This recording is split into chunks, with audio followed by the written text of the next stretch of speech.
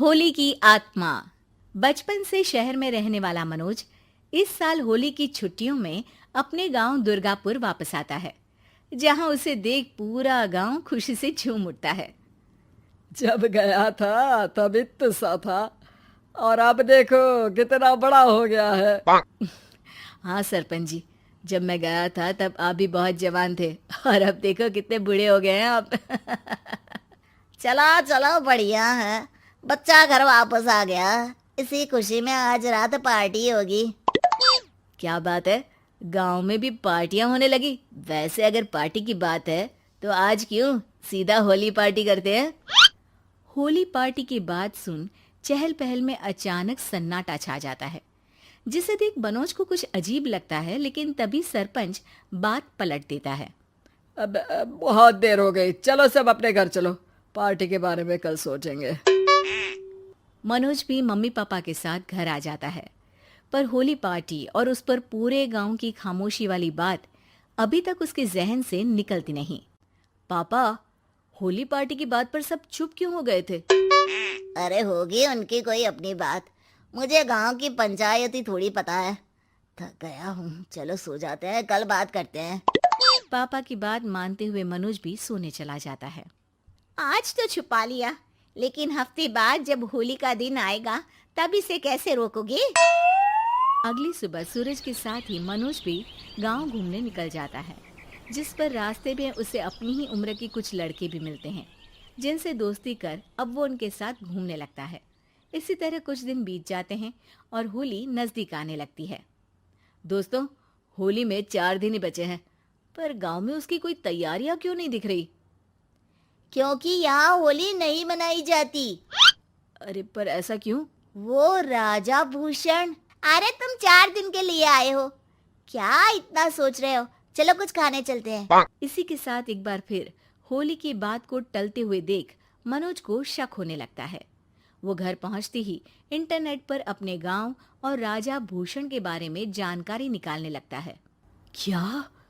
मुझे आज तक ये नहीं पता था। ऐसा कैसे? किसी ने मुझे कुछ बताया क्यों नहीं? सारी जानकारी लेने के बाद मनोज गांव वालों या अपने मम्मी पापा से कुछ पूछे बिना खुद ही उसकी सच्चाई के बारे में छानबीन करने लगता है, जिसके चलते वो राजा भूषण की हवेली में पहुंचता है। वाह, क्या हवेली है यार। पर क्या यहाँ सच में कोई भूत है? हेलो भूत जी, कोई है क्या? हम इस साल गांव में होली सेलिब्रेट कर रहे हैं, क्या आप उस पर थोड़ा इंटरव्यू देंगे? मनोज के ऐसा बोलते ही गांव में तूफान उठ जाता है और हवेली में रखी सारी चीजें हिलने लगती है। एक अदृश्य शक्ति मनोज को धक्का देकर हवेली से बाहर निकाल दरवाजा बंद कर लेती है। ये सब देख मनोज हैरान रह जाता है। क्या अभी मुझे हवा ने धक्का देकर बाहर निकाल दिया? मेरे होते हुए इस गांव में कभी होली नहीं मन सकती, इसलिए दोबारा ऐसी कोशिश भी मत करना, अंजाम बुरा होगा। आवाज सुन मनोज हैरानी से इधर उधर देखने लगता है, पर उसे कोई दिखाई नहीं देता। वो गांव वापस आ जाता है, जहां तूफान की वजह से सब कुछ तहस महस हो चुका होता है। आखिर ये तूफान आया कैसे? ना ऐसा कोई मौसम था और ना ही हमने होली का त्योहार मनाने की बात की थी। सरपंच की बात पर कोई रिएक्शन दिए बिना मनोज चुपचाप अपने घर चला जाता है। इस तरह देखते ही देखते होली का दिन भी आ जाता है और मनोज रंग लेकर गांव में निकल जाता है, लेकिन गांव पूरी तरह खाली होता है।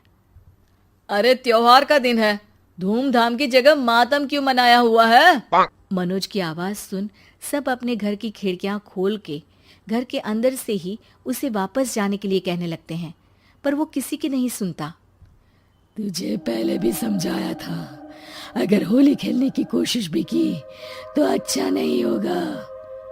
अरे बात मान लो बेटा, तुम्हें सच नहीं पता। मुझे सब पता है। सालों पहले इस राजा ने एक अंधविश्वास फैलाया और आप लोग आज तक उसे मानते आ रहे हो।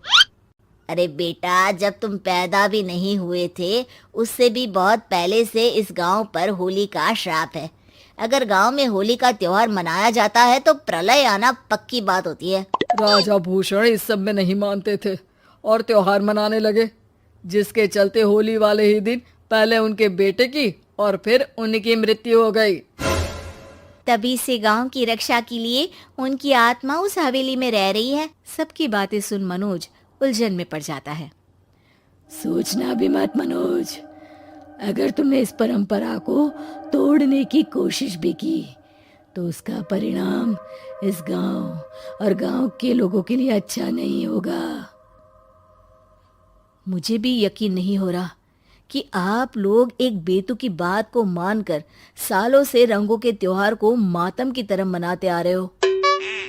मनोज किसी की कोई बात ना मानते हुए पूरे गांव में रंग बिखेर देता है, जिसके तुरंत बाद वहां तूफान के साथ बिजलियां गरजने लगती है।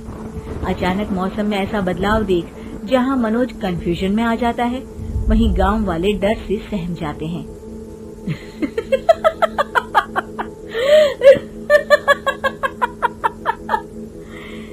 इस लड़के ने हमारे जैसे सिर्फ अपने स्वार्थ के लिए नहीं बल्कि पूरे गांव की खुशियों के लिए यहाँ होली मनाई है, जिस वजह से अब इस गांव पर होली का श्राप टूटता है।